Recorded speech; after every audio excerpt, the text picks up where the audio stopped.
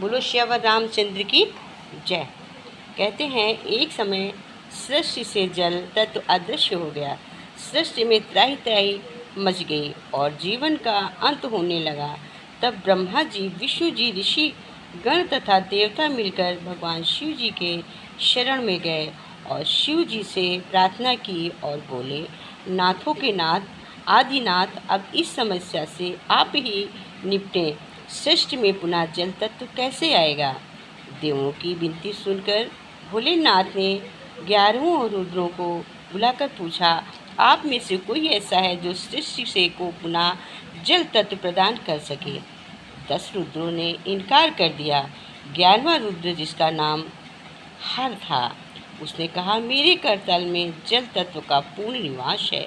मैं सृष्टि को पुनः जल तत्व प्रदान करूंगा, लेकिन इसके लिए मुझे अपना शरीर लगाना पड़ेगा। शरीर लगाने के बाद इस सृष्टि से मेरा नामो निशान मिट जाएगा। तब भगवान शिव ने हर रूपी रुद्र को वरदान दिया और कहा, क्या कहा? इस रुद्र रूपी शरीर के लगने के बाद तुम्हें नया शरीर और नया नाम प्राप्त होगा और मैं संपूर्ण रूप से तुम्हारे उस नए तन को निवास करूँगा। मैं सृष्टि के कल्याण हेतु हूँगा।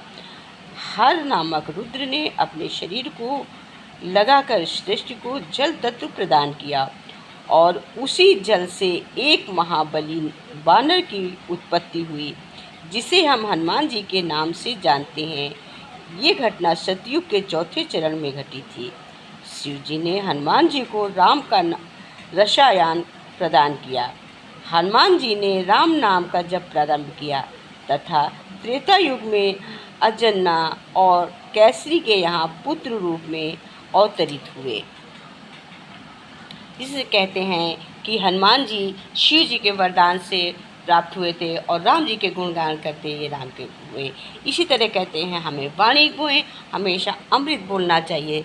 तो इसी हमें ज्ञान अमृत के समान बोलना चाहिए। जो हमारी बातों को सुने उसको अमृत के समान पीने की, समझने की कोशिश करे, ऐसा ज्ञान हमें रखना चाहिए और दूसरों को ज्ञान देना चाहिए। जैसे कहते हैं, इसी से कहते हैं कि जीवन में सब कुछ मिल सकता है, किंतु सब कुछ खोकर भी जीवन नहीं मिल सकता है।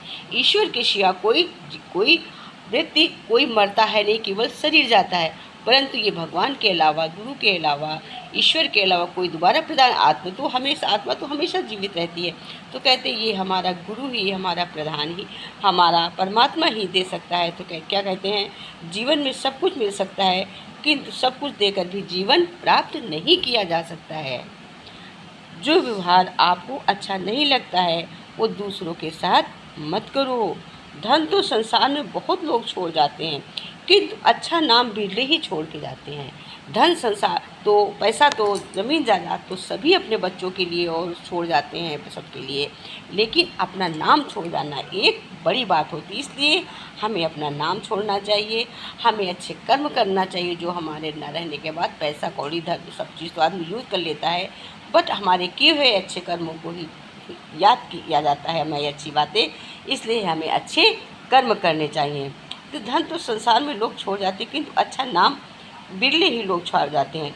रुपए पैसे ही नहीं, कुछ पुण्य भी कमाओ ताकि मृत्यु के बाद भी लोगों के दिल में जिंदा रहो। जब पुण्य कमाओगे, अच्छी काम करोगे, तो लोगों के मन में जिंदा रहोगे। पैसे तो यूज हो जाते, खर्चे हो जाते हैं। आपको कोई अच्छा दे या बुरा, आप सभी को स्नेह दो, सहयोग दो, क्षमा करो, प्यार दो। कोई आपको अच्छा कहे, खराब कहे, बुरा कहे, लेकिन आप सबको अच्छा कहो, सहयोग करो, प्यार दो, प्रेम की अनुभूति करो। सिर का झुकाना नमन है, दिल का झुकाना समर्पण है। जब हम सिर को झुकाते हैं तो हम नमन करते हैं क्या, परंतु जब हम आत्मा से झुकते हैं तो मुझ पर समर्पित होते हैं। जैसे हम गुरु के प्रति समर्पित रहते हैं, उससे हमें सभी के प्रति समर्पण भाव रखना चाहिए। शिक्षा जीवन के लिए जाती है, ना कि मात्र जीविका के लिए। शिक्षा तो हमारे जीवन के लिए, ना ही जीविका चलाने के लिए है। बदला लेने की खुशी एक बार होती है, लेकिन माफ़ करने का गौरव सदा बना रहता है। जब हम किसी से कुछ बदले में ले लेते हैं या कुछ कह देते हैं, किसी ने कहा, तो क्या होता है, हमें थोड़ी देर खुशी रहती है कि हमने भी इसको बदल के जवाब दे दिया, हमने उसको ऐसा बदला दे दिया। लेकिन आज जब हम किसी को माफ़ कर देते हैं गलती करने पे, तो उसका गौरव हमको अगले को बना रहता है कि इसने हमें माफ़ किया था। इसलिए कहते हैं बदला लेने की खुशी एक बार होती है, लेकिन माफ़ करने का गौरव हमेशा बना रहता है। तो हमें बदला लेना नहीं चाहिए, हमें माफ़ करना चाहिए। बच्चे तुम्हारी शिक्षाओं में नहीं सीखते हैं, वे तुम्हारे आचरण में सीखते हैं। और लेकिन बच्चे जो होते हैं उनको हम जो शिक्षा देते हैं वो नहीं, वो हमारे आचरण देख कर सीखते हैं कि हम कैसा करते हैं। इसलिए हमें अच्छे काम करने चाहिए, अच्छे अच्छे कर्तव्य निभाने चाहिए। गुणों के गुलदस्तों की खुशबू लेकर कभी खुश नहीं रहते। कहते हैं कि जो गुलदस्ते बनाते हैं, गुलदस्तों की खुशबू तो थोड़ी देर आती है, फूल मुरझाकर चले जाते हैं, परंतु जो हमारे गुणों का गुलदस्ता होता है, हमारे हृदय का की सुंदरता का गुलदस्ता होता है, वो महका करता है सब जगह पे।